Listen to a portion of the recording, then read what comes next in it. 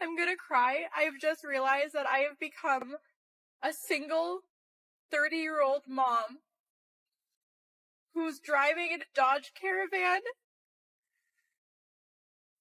checking out other men.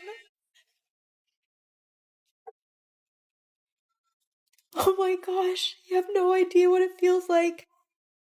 It's such a beautiful thing when you can take accountability for what you've done and grow and learn from it. Welcome back. Today we're looking at a story about a woman who chose to leave her marriage, believing a different path would lead to greater happiness. We'll examine the reasons she shared at the time and compare them with her later reflections after facing the realities and challenges that followed. What's interesting is that she's responding to her own earlier video, giving us a chance to compare her past expectations with her current perspective. Let's watch and see how her story unfolds. Think about the girl I was with you a lot and find myself thinking that I never want to meet her again.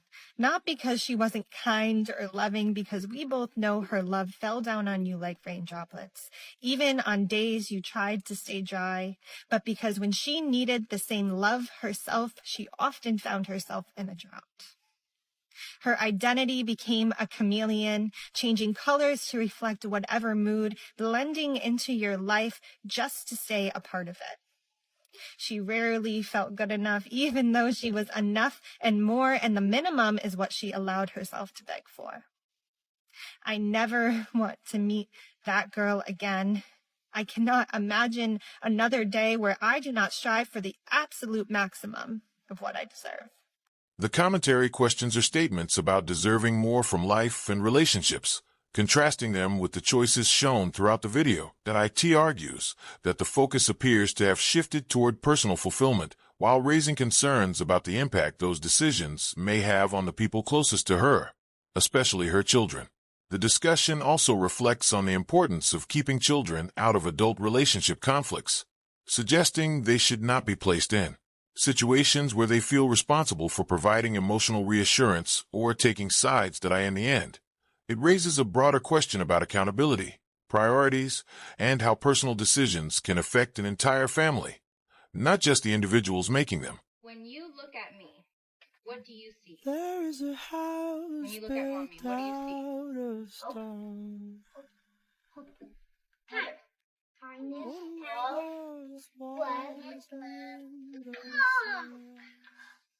What else do you see when Joy.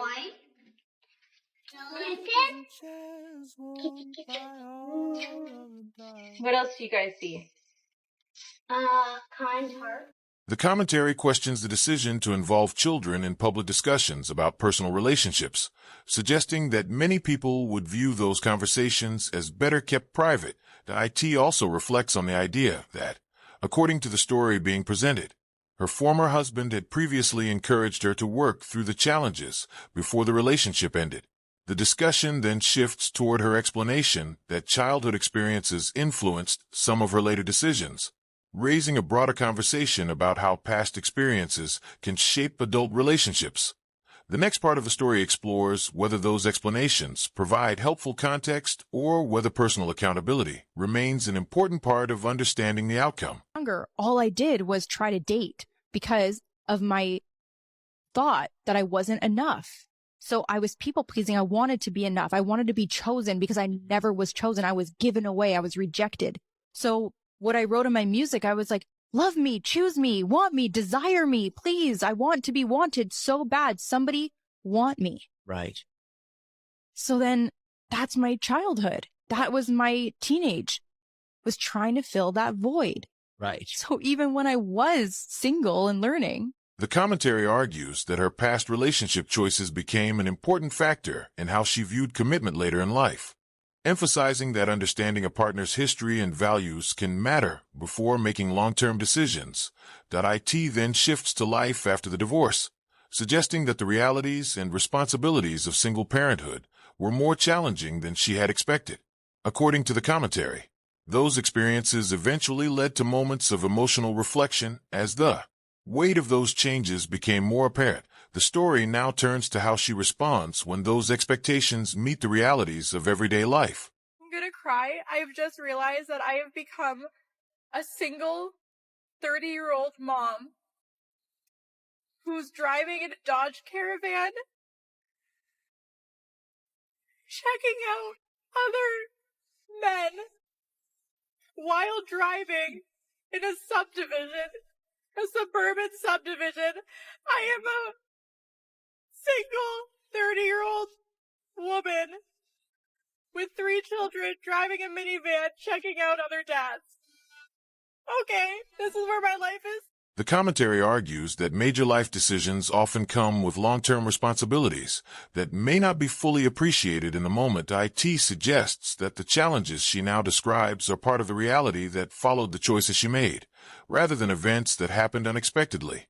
The discussion then turns to a recent video in which she reflects on how the divorce changed her, while questioning whether those reflections represent lasting personal growth or simply a new perspective. After difficult experiences, the next part of the story examines her statements more closely and considers what message they may actually be conveying. I finally let go. Oh my gosh, you have no idea what it feels like.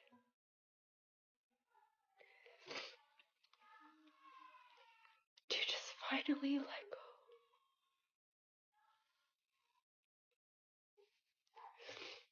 I forgive him. I'm so thankful for him.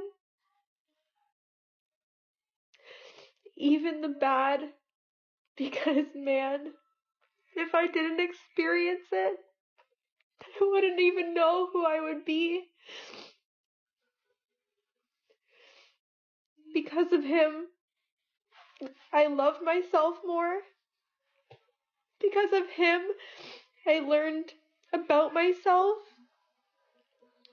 Because of him, I was able to heal and understand my shadow work and to fix the things that I contributed to the marriage. And the patience.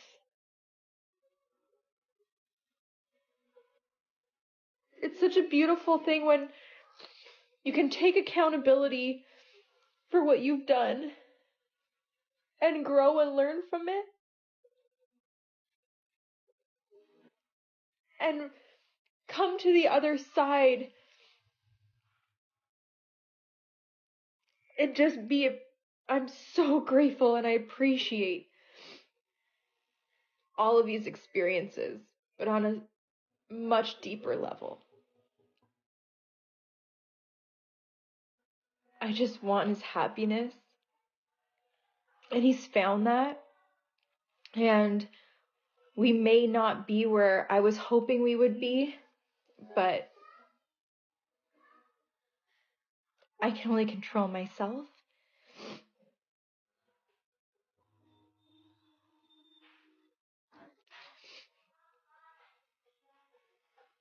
But I can just look back on us, and it's sad to see how it got there, how it got to here.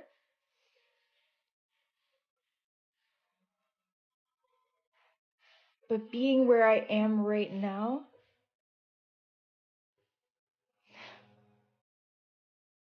it's all worth it. And everybody says, choose your heart. In these past 4 years, oh my gosh, they have been hard. What I've experienced in the past 4 years is more than what people experience in a lifetime. I chose hard. But by choosing hard, I found myself.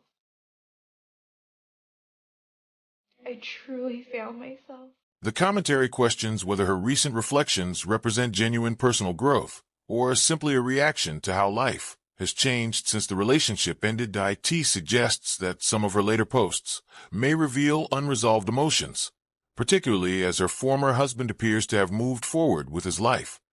TO support that perspective. The discussion points to another video she shared shortly afterward, inviting viewers to compare her earlier statements with her more recent comments and decide for themselves. With me, fellas! This ain't my first time. The commentary questions whether her emotional video reflects genuine accountability or whether it also serves to support her growing online platform. IT suggests that viewers should consider both the message being presented and the broader context before drawing conclusions about someone's motivations. The discussion ends with a reminder to focus on personal growth, make thoughtful relationship decisions, and avoid losing sight of long-term goals regardless of what happens in the dating world. Thanks for watching. If you enjoyed the discussion, don't forget to like, comment, subscribe, and share. See you in the next video.